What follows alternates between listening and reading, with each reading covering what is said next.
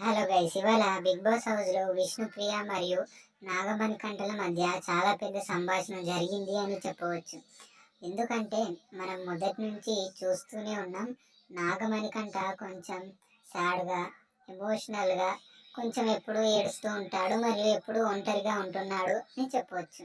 ఆయన వచ్చి 2 రోజులు 3 రోజులే అవుతున్నా కానీ అతను మొదటి నుంచి ఎవరితో అంత మింగిల్ కాకపోవడం, ఎప్పుడు ఒంటరిగా ఉంటూ కెమెరాతో మాట్లాడుతూ ఉండడం, దానివల్ల అందరూ తన పైన నెగిటివిటీని ఎక్కువగా చేసేశారు.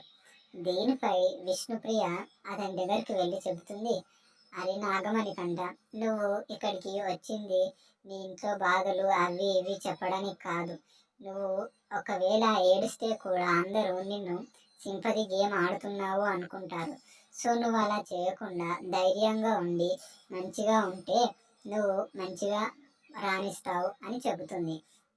అయితే అప్పుడు నాగమణికంఠ అంటాడు, లేదు విష్ణుప్రియ, నేను చెప్పింది నిజమే కదా, నేను జరిగిందే చెబుతున్నాను, మా ఇంట్లో ఉన్న కష్టాలు నేను ఇక్కడ చెబుతున్నాను అని అంటే, అవన్నీ ఇక్కడ చెప్పకురా, నువ్వు మంచిగా గేమ్ ఆడు, ఇక్కడికి వచ్చినాం అందరం ట్రోఫీ గెలుచుకోవడానికి, మన బెస్ట్ మనం ఇవ్వాలి, మిగతాదంతా ప్రజలు చూస్తారు అంటూ ధైర్యం చెబుతుంది విష్ణుప్రియ. చూడాలి మరి వీళ్ళ ఫ్రెండ్షిప్ ఎన్నిసార్లు కొనసాగుతుందని.